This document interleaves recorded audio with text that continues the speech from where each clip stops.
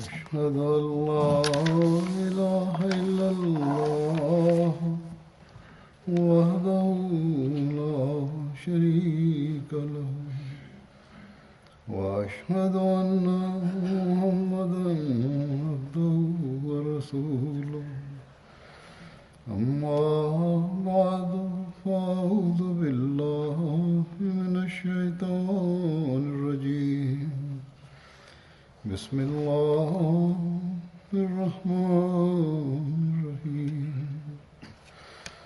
الحمد لله رب العالمين الرحمن الرحيم مالك يوم الدين إياك نعبد وإياك نستعين اهدنا الصراط المستقيم صراط الذين أنعمت عليهم غير المغضوب عليهم ولا الضالين. Bismillahirrahmanirrahim. Hazur kaže, ime ashaba o kojem ću govoriti danas je Hazreti Talha Ubejdullah.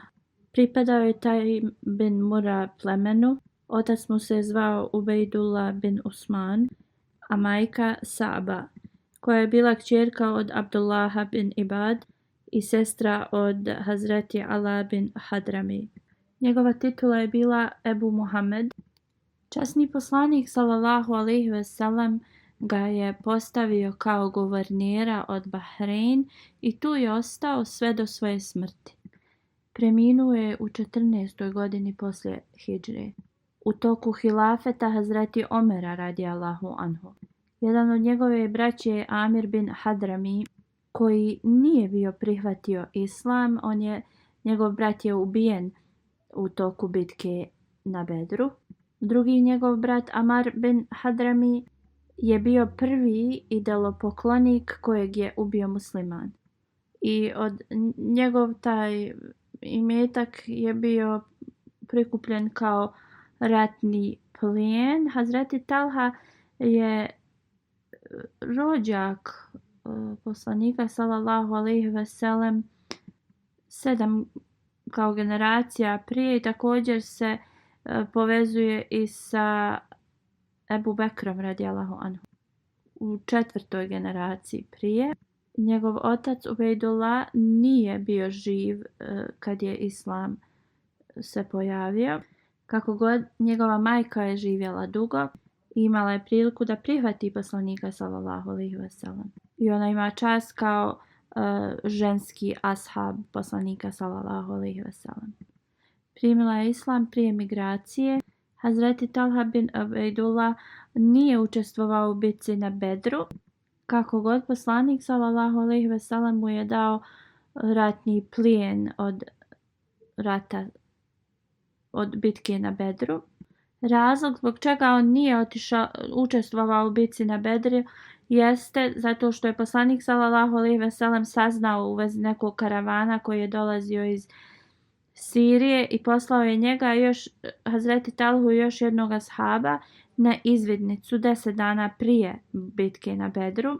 Obadvojica su oni odmah krenuli i došli do mjesta hoda i tu su čekali sve dok taj karavan nije prošao.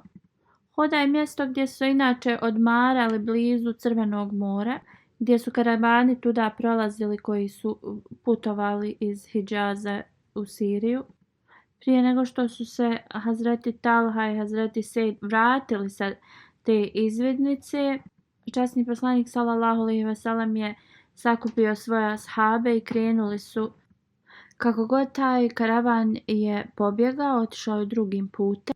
Hazur kaže, ovo sam spominjao ranije. U svakom slučaju Mekanlije su se krišom sakrili i pobjegli i onda Hazreti Talha i drugi ashab, oni su se vratili u Medinu da informišu poslanika sallallahu alejhi ve sellem. Oni nisu znali da je poslanik sallallahu alejhi ve sellem već otputovao na Bedr. Oni su stigli u Medinu na isti dan kada se desila bitka na Bedru. Oba dvojica su krenuli iz Medine da bi otišli i bili na raspolaganju poslaniku sallallahu alejhi ve sellem, ali su ga sreli na Turban kad se on vraćao već sa Bedra. Turban je jedna dolina koja je 19 milja udaljena od Medine, koja ima dosta izvora vode.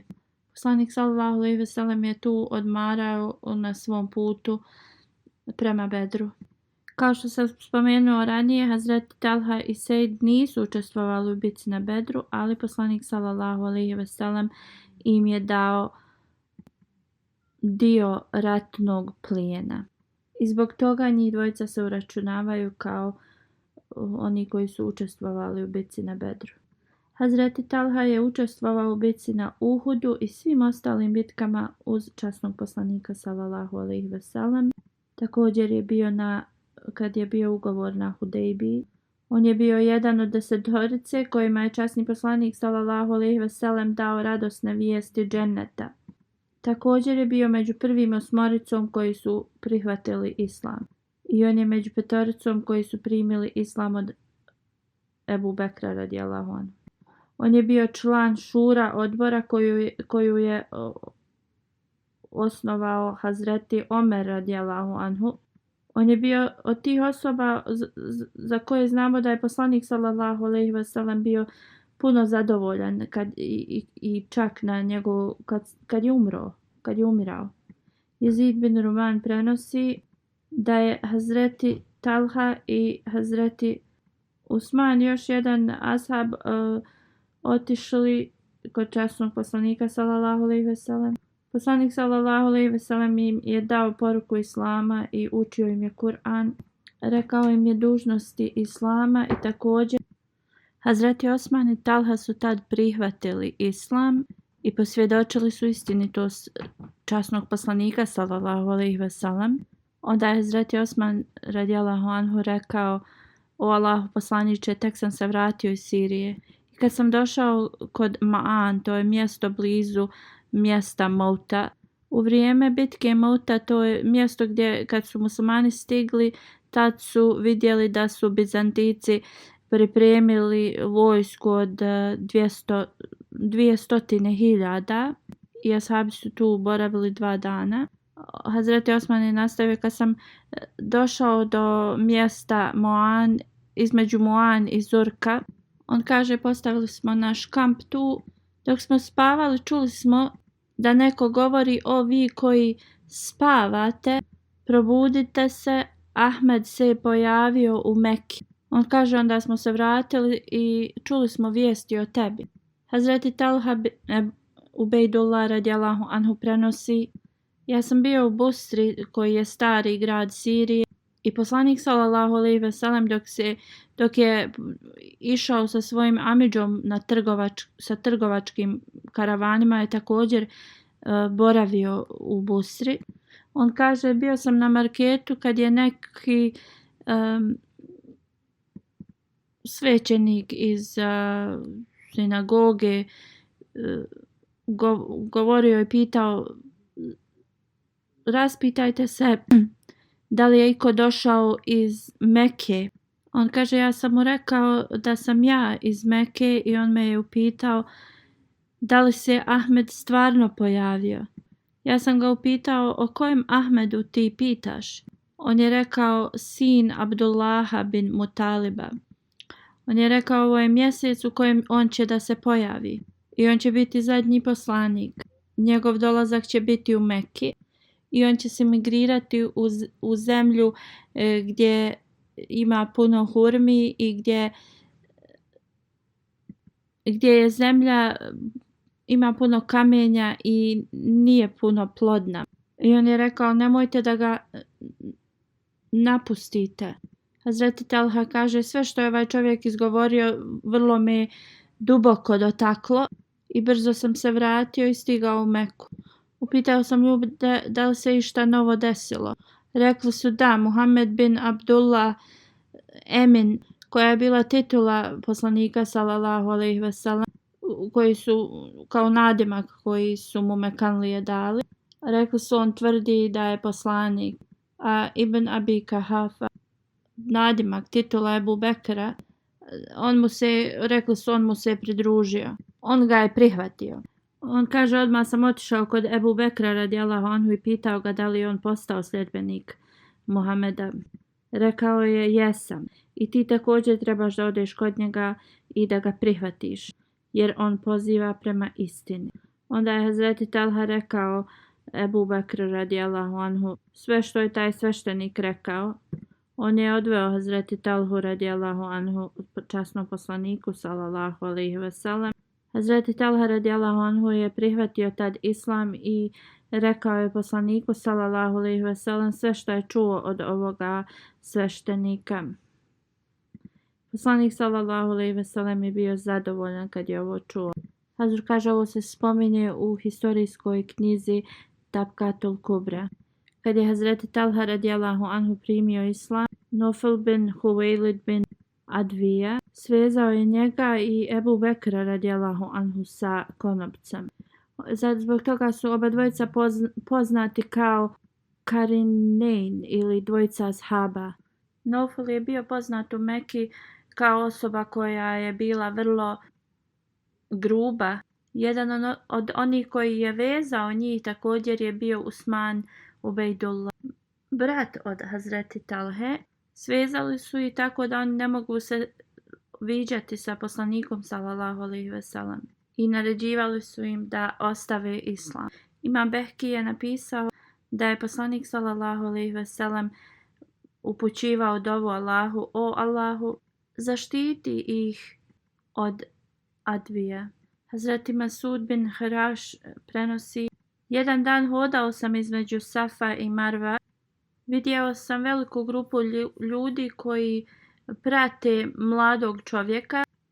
Njegove ruke su bile svezate iza njegovih leđa i ja sam pitao ko je on. Ljudi su rekli to je Talha Ubejdullah. On je napustio svoju vjeru i njegova majka Saba ide iza njega i ona također ga kao proklinje. Abdullah bin Sad prenosi od svog oca: kad se poslanik sallallahu alejhi ve sellem selio u Medinu, stigao je do Harar. Ovo je dolina blizu Hidžaza, također se naziva kao jedna dolina Medine. Kad je odlazio sa Harar, sreo je Hazreti Talhu Ubejdullah. Bilo je jutro i njegov karavan se vraćao iz Sirije. Dali su poslaniku sallallahu alejhi ve sellem i Ebu Bekru odjeću sirijsku da obuku i rekli su da ljudi iz Medine nestrpljivo čekaju njegov dolazak. Onda je poslanik sallallahu alejhi ve sellem brzo hodio prema Medini, a Hazreti Talha je nastavio nazad u Meku. Kad je završio svoj posao u Meki, onda je s porodicom od Ebu Bekra i s njim došao u Medinu. Kad je Hazreti Talha i Hazreti Zubeir primili islam u Meki, časni poslanik sallallahu alejhi ve sellem je uspostavio bratstvo između njih dvojice prije migracije. Kad su muslimani se preselili u Medinu, poslanik sallallahu alejhi ve sellem je uspostavio bratstvo između Hazreti Talhe i između Ebu Ejub Ensarije radijallahu anhu. Kako god prema drugom hadisu se spominje da je bratstvo bilo uspostavljeno između Hazreti Talhe i Hazreti Sejd bin Zaid. A prema još jednom hadisu prenosi se da je bilo bratstvo između Hazreti Talhe i Ubej bin Kab. Kad je došao u Medinu, boravio je u kući Hazreti Asada bin Zarara. Zbog toga što je bio vrlo velikodušan, Hazreti Talha je imao nadimak Fajaz, što znači puno velikodušna osoba. Jednom poslanik sallallahu alejhi ve sellem u toku neke bitke je prošao pored česme, izvor vode, i pitao je u vezi tog izvora. Rekli smo da se taj izvor zvao Bisan i da je voda slana u njemu. Poslanik sallallahu alejhi ve sellem je rekao: "Ne, zove se Numan i voda je tu pitka." I onda je Hazreti Talha kupio taj izvor i dao je u donaciju. I ta voda je postala pitka. Kad je Hazreti Talha došao poslaniku sallallahu alejhi ve sellem i rekao mu u vezi ovoga, poslanik sallallahu alejhi ve sellem mu je rekao: "Talha, ti si puno fejaz." I posle toga su ga zvali titulom fejaz. Musa bin Talha prenosi od svog oca da je poslanik sallallahu alejhi ve sellem u bici Uhud dao mu titulu Talhatul Khair, a na Tabuku mu je dao titulu Talhatul Fijaz, a na Huneinu Talhatul Dževud, što također znači neko ko je velikodušan i ko daje punim srcem. Sejd bin Zeid prenosi da je provodio vrijeme sa Hazreti Talhom dok su putovali, a također i kod kuće. I on kaže, nije niko bio velikodušniji od Talhe što se tiče da udjeljuje u odjeći, hrani, novcu. U vrijeme Uhuda kad su muslimani izgledali da su bili poraženi, poslanik sallallahu alejhi ve sellem je uzeo od onih ashaba bejat, zakletvu, koji su bili blizu njega, da se bore svojim životima. Ovi ashabi su stajali i bili spremni dati svoj život za poslanika sallallahu alejhi ve sellem. Do te mjere da su neki od njih bili ubijeni, postali su šehidi. Od ovih koji su bili tu prisutni, koji su dali tu zakletvu, bio je Hazreti Ebu Bekr, Hazreti Omer, Hazreti Talha, Hazreti Sa'd, Sahl bin Hunayf i Hazreti Ebu Duđana. Na dan Uhuda Hazreti Talha se je borio pored poslanika sallallahu alejhi ve sellem. On je stajao čvrsto ispred poslanika sallallahu alejhi ve sellem i bio je spreman dati svoj život. Malik bin Zuhair, on je sve ispaljivao strijele prema direkciji gdje je poslanik sallallahu alejhi ve sellem se nalazio, ali Hazreti Talha je branio lice blagoslovljeno poslanikovo svojim rukama. Strijela ga je pogodila prvo u njegov mali prst koji je odmah bio totalno oštećen. Kad ga je prva strijela pogodila, malo je ko uzviknuo radi bola. Poslanik mu je rekao da si proučio bismillah, ušao bi u džennet na način i ljudi bi to bili svjedoci toga svojim očima. U jednoj historijskoj knjizi dalje govori o ovome. U vrijeme Uhuda nevjernik je 2 puta pogodio Talhu u glavu. Jednom kad je išao prema njim, drugi put kada se okrenuo od njega. Izgubio je dosta krvi radi ovoga. U Siratul Halebija također se spominje isti ovaj događaj. Kejs bin Ebu Hazima prenosi. On kaže, na dan Uhuda vidio sam Talhinu ruku toliko povrijeđenu jer je non stop stavljao ispred poslanika sallallahu alejhi ve sellem da ga zaštiti. Prema jednom hadisu govori se da je izgubio toliko krvi u toku borbe da je u jedno vrijeme pao u nesvijest. Hazreti Ebu Bekr je posuo ga vodom i on je onda došao sebi. I čim je došao sebi, odmah je upitao u vezi poslanika sallallahu alejhi ve sellem. Ebu Bekr radijallahu anhu mu je rekao da je poslanik u redu i da je poslanik ga poslao da provjeri u kakvom je on stanju. Hazreti Talha je onda rekao, sva hvala pripada Allahu. Sad kad sam saznao da je poslanik sallallahu alejhi ve sellem u redu, svaka poteškoća postaje beznačajna. Također u još jednoj knjizi i hadisu spominje se da u vrijeme Uhuda poslanik sallallahu alejhi ve sellem je nosio 2 štita. Zbog toga što su ovi štitovi, odijelo koje je poslanik imao, su bili vrlo teški. Također i on je izgubio dosta krvi zato što je bio tad i ranjen. Ovo se spominje poslije bitke. Da se nije mogao da popne na svog konja. Poslanik sallallahu alejhi ve sellem je upitao Hazreti Talhu da on čučne tako da poslanik sallallahu alejhi ve sellem može da se popne na svoju životinju. Hazreti Zubair kaže da je čuo poslanika sallallahu alejhi ve sellem. Talha je učinio da džennet bude podmoranje za njega. U drugom hadisu se prenosi da je Hazreti Talha hramao i kao rezultat toga nije mogao da hoda normalno. Kad je podigao poslanika sallallahu alejhi ve sellem na konja, on je onda učinio sve od sebe da hoda kako treba, tako da poslanik sallallahu alejhi ve sellem ne bi se osjećao ružno zbog toga što on hramlje, a upitao ga je da mu pomogne. Poslije ovoga on više nikada nije hramao.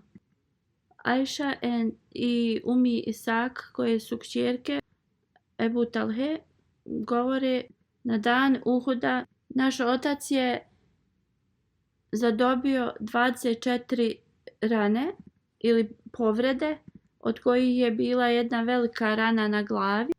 Također vena u nozi mu je bila presječena, jedan prst mu je bio totalno povrijeđen i ostatak tijela je bilo puno rana. I bio je u stanju da je često gubio, padao je u nesvijest.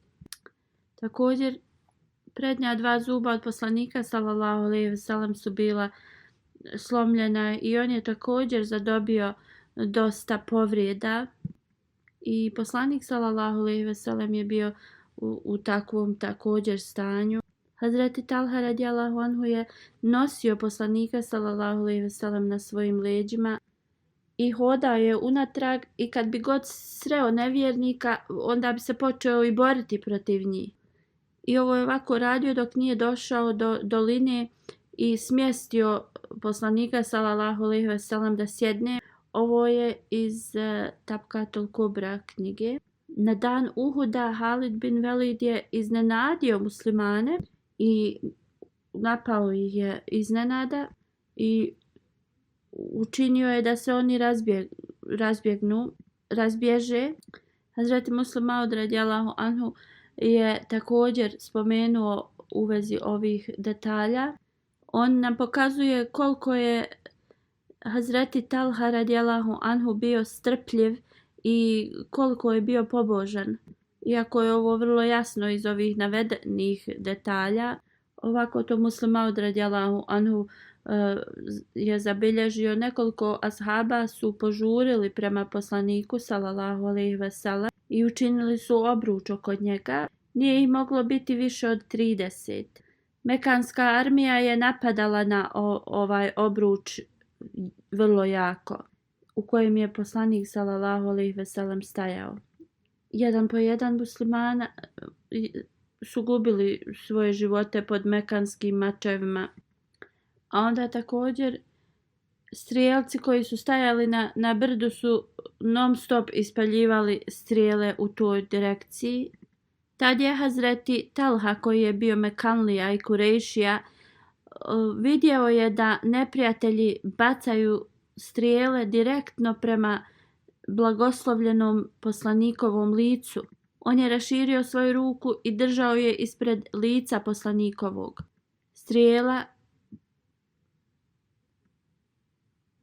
Strijele su jedna po jedna udarale njegovu ruku, ali ovaj hrabri vojnik nikada nije pomjerio i nije dozvolio da se njegova ruka skloni ispred poslanikovog lica. Svaki put kad bi odpalili, njegova ruka bi bila probušena njom. Na kraju njegova ruka je bila uništena. I Talha je izgubio svoju ruku mnogo godina poslije, u toku vremena 4. halife, kad su se nemiri počeli da sve više povećavaju. Neprijatelji su se rugali i govorili to je onaj Talha bez ruke. Jedan ashab je rekao da, on je bio bez ruke. Ali da li vi znate gdje je on izgubio tu ruku? U bitci na Uhudu, gdje je on postavljao svoju ruku da bi zaštitio blagoslovljeno poslanikovo lice. Poslije bitke na Uhudu neko je upitao Talhu, zar te ruka nije boljela kad su te pogađali u nju? On je rekao, da, zaista me je bolela i skoro da sam zaplakao, ali ja sam nastavio jer sam znao i da se moja ruka bar malo pomakla. Ja znam da bi tada poslanikovo lice bilo otkriveno i strijele koje su neprijatelji ispaljivali direktno bi išlo prema njemu. U vrijeme borbe Hamra al-Asad, dok su gonili nevjernike, časni poslanik sallallahu alejhi ve sellem se sastao sa Talhom Ubejdullah. Pitao je Talha, gdje je tvoje oružje? Iako je tad samo u prsima Talha imao 9 rana sa borbe na Uhudu, kako god, on je rekao, blizu su mene, i brzo je ustao i donio svoje oružje. Na njegovom tijelu je bilo oko 70 rana. Hazreti Talha kaže, ja sam bio više zabrinut radi povreda poslanika sallallahu alejhi ve sellem, a ne u vezi mojih. On kaže, poslanik sallallahu alejhi ve sellem je došao kod mene i pitao me gdje sam vidio neprijatelje. Rekao sam, vidio sam i u nekoj dolini. Poslanik sallallahu alejhi ve sellem je rekao, i ja sam mislio isto kao ti, i rekao je, što se tiče Kurejšija, neće dobiti priliku da se ponašaju na ovakav način nikad više. I da Allah će dati pobjedu nad Mekom, a to će se ostvariti kroz naše ruke. U vrijeme borbe Tabuka, poslanik sallallahu alejhi ve sellem je saznao da neki licemjeri se sakupljaju u kući od nekog Jevreja. Njegova kuća je bila blizu Džesum. Džesum je također bio poznat kao Bere Džasem, koji se nalazio prema Siriji u toj direkciji, blizu Ratić. I taj bunar je pripadao Hazreti Hitham bin Tagjan. Ovaj bunar je imao vrlo kvalitetnu vodu i poslanik sallallahu alejhi ve sellem je također pio iz tog vrela. Kako god, uvijek su se sakupljali u toj kući i on je govorio im da ne idu s poslanikom sallallahu alejhi ve sellem u tu borbu. Poslanik sallallahu alejhi ve sellem je poslao Talhu i još nekih ashaba u ovu kuću i naredio je da zapale njegovu kuću. Hazreti Talha je uradio prema naređenju. Zihak bin Halifa je slomio nogu dok je bježao iz te kuće. Slično i drugi ljudi su pobjegli. Hazreti Ali radijallahu anhu kaže da je čuo poslanika sallallahu alejhi ve sellem kako govori da Talha i Zubair će biti njegovi komšije u džennetu. Od onih koji nisu išli u borbu na Tabuku je bio Ka'b bin Malik i on je dobio kaznu za to, ali nakon 40 dana uzvišeni Allah mu je oprostio i njegov oprost je bio najavljen svima, objavljen svima. Kad je došao u džamiju, Hazreti Talha je bio jedini ashab koji ga je dočekao fino i čestitao mu na tome što mu je Allah dželešanhu oprostio to. I znači nijedan drugi ashab nije to uradio i Hazreti Ka'b govori, nikada neću zaboraviti ovaj predobri gest Hazreti Talhe. Hazreti Zaid bin Said govori, ja sam svjedok, prenosi da ja sam svjedok 9 ljudi kojima je obećan džennet. A ako spomenem 10. osobu, neće biti pogrešno. Pitali su ga kako je ovo moguće, on je rekao, bili smo s časnim poslanikom sallallahu alejhi ve sellem u pećini Hira kad se počelo da trese.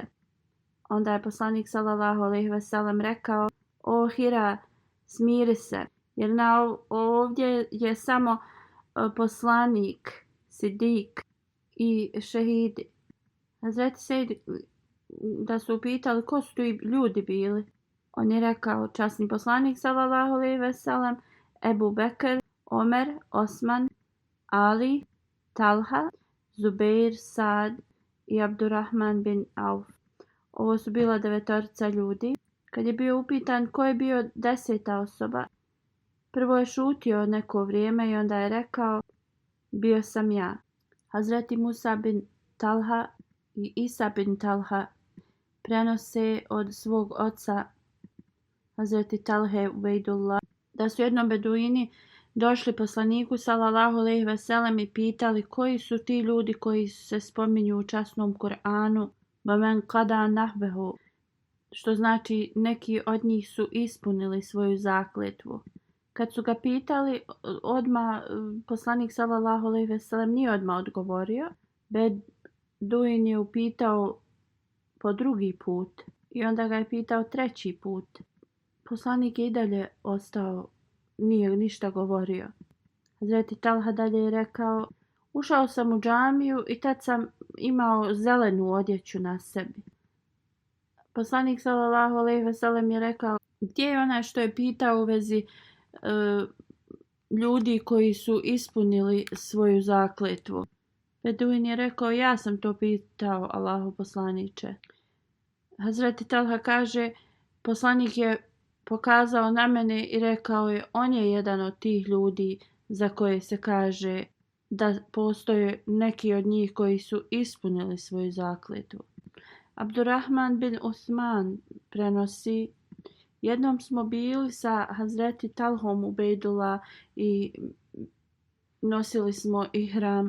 Jedna osoba je donijela pticu i to je bilo kao njegovo kao žrtvovanje. Neki od nas smo jeli tu pticu dok drugi nisu. Hazreti Talha je tad spavao. Kad se je probudio, on se složio s onima koji su to jeli. On je rekao, mi dok smo bili zajedno sa poslanikom sallallahu alejhi ve sellem, mi smo jeli meso koje su drugi ljudi zaklali ili ulovili. Eslem, oslobođeni rob Hazreti Omera radijallahu anhu prenosi, Hazreti Omer radijallahu anhu je ugledao Hazreti Talhu koji je bio odjenut u odjeći koja je bila ofarbata nekako sa glinom, a to je bilo vrijeme ihrama. Hazreti Omer ga je upitao, o Talha, šta je značenje ovakve odjeće? Zato što je ofarbao. On je rekao, o Emirul Mu'minin, ja sam ih ofarbao glinom. Hazreti Omer radijallahu anhu je rekao, o vi ashabi, vi ste svi vođe i ljudi će da prate vaše ponašanje. Ako neznalica vas vidi, reći će da Talha je odjenuo u toku ihrama obojenu odjeću. To jeste, oni će reći da umjesto da nosi bijelu odjeću, on je obukao obojenu neku odjeću. U drugom hadisu se ovaj isti događaj spominje na ovakav način, da je Omer radijallahu anhu rekao, najbolja odjeća koju trebamo nositi je bijela u vrijeme ihrama. I onda nemoj da stavljate sumnju na druge ljude u vezi ovoga, da im stvarate sumnju. Jednom je Hazreti Talha prodao neko zemljište Osmanu radijallahu anhu za 700.000 dirhama i donio je novac u svoju kuću, ali je razmišljao da niko ne zna o svojoj smrti ni svom životu šta je Allah odredio i onda je sazvao neke ljude da mu pomognu i tako navečer je počeo da dijeli ulicama Medine onima kojima je bilo potrebno i dok se osvanulo on nije imao ni jednog dirhama u svojoj kući. U vrijeme bitke Džangi Džemel Hazreti Talha je bio pogođen u koljeno, krvario je puno zato što je krvni sud bio presječen i kada bi pritiskao tu ranu, krv bi se zaustavljala, ali ako bi pustio velika krv bi krenula opet, ali on rekao pustite vi moju ranu, ovo je Allah poslao ovu strijelu na mene i tako u 32. godini poslije hidžre on je postao šehid, imao je 66 godina, dok neki hadis prenosi da je imao 62 godine. Seib bin Museib prenosi da je neki čovjek jednom govorio ružne riječi u vezi Hazreti Alija, u vezi Hazreti Talhe i Zubeira. Hazreti Sad bin Malik, to jeste Hazreti Sad bin Abi Vakas, ga je zaustavio i rekao ne govori ovo o mojoj braći. Kako god ovaj čovjek nije prestao, Hazreti Sad je ustao, otišao je klanjao 2 rekata i onda je molio Allaha na sljedeći način. Allahu moj, ove riječi koje on izgovara, ako su one vrijedne kazne, onda pošalje svoju kaznu na njega ispred mene, tako da on bude lekcija drugima. Čim je ova osoba otišla, kamila je brzo išla prema njemu i onda ga je bacila na neko kamenje i polomio se. Prenosilac govori da su ljudi došli Hazreti Sadu i rekli: o Abu Ishak, raduj se jer je tvoja dova bila prihvaćena. Ali bin Zeid prenosi od svog oca da je neka osoba sanjala Hazreti Talhu. On je rekao u snu da se mjesto njegovog mezara se promijeni jer ga je voda uznemiravala. I opet još jednom je sanjao isti san u vezi Hazreti Talhe. 3 puta je sanjao isti san. Ta osoba je došla kod Ibn Abasa i rekla svoj san. Kad su otišli do njegovog mezara, dio njegovog tijela je bio zelen zbog vode i onda su ljudi premjestili njegovo tijelo i ukopali su ga na drugo mjesto. Prenosilac kaže isto ko mogao sam da vidim zadovoljstvo na njegovim licu.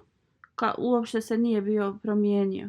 Jedino se njegova kosa bila drugačija.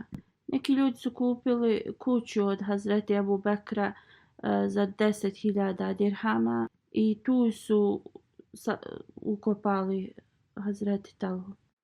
Hazreti Talha je imao veliko zemljište koje su bile farme i zarađivao je dosta godišnje. Zavisi od nekih 4 do 5.000 dirhama, dok od nekih i do 10.000 i niko u tom plemenu nije ostao, a da se nije imao koristi od njegovog bogatstva. Što više, svake godine bi slao 10.000 dirhama Hazreti Ajši. Hazreti Muavija je upitao Hazreti Musa bin Talha koliko je bogatstva iza sebe ostavio Ebu Muhammed, to jeste Talha. On je rekao 2,2 miliona dirhama i 200 dinara. I svo njegovo bogatstvo je bilo zarađeno od njegovih raznih farmi koje je on bio vlasnik. Kao što sam spomenuo, bio je ubijen, postao je šehid u Džange Džamel. Detalje toga, ako Bog da, ću da spomenem na sljedećoj hudbi, jer detalji vrlo je detaljno i treba da se to spomene odvojeno. Tako da pitanja koja mogu da se formiraju u nečijem umu mogu i da se odgovore detaljno. Kao što sam spomenuo na prošloj hudbi, svi trebate da se pridržavate preventivnih mjera protiv koronavirusa i također budite oprezni kad trebate da dođete u džamiju. Ako osoba ima i najmanju temperaturu i ima bolove i to nemojte da idete na javna mjesta. Trebate da sebe zaštitite, također druge. I posvetite puno pažnje svojim namazima i da uzvišeni Allah sačuva svijet od ovoga.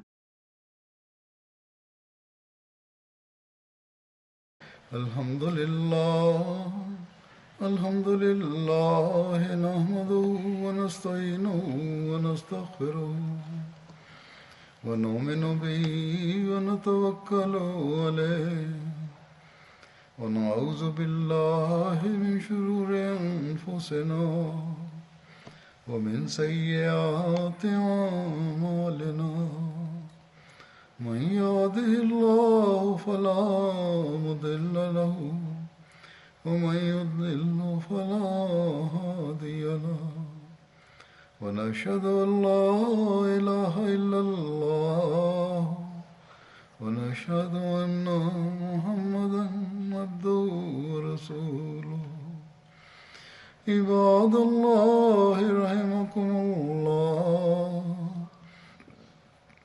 إن الله يأمر بالعدل والإحسان وإيتاء ذي القربى وينهى عن الفحشاء والمنكر والبغي يعظكم لعلكم تذكرون اذكروا الله يذكركم وادعوه يستجب لكم ولذكر الله أكبر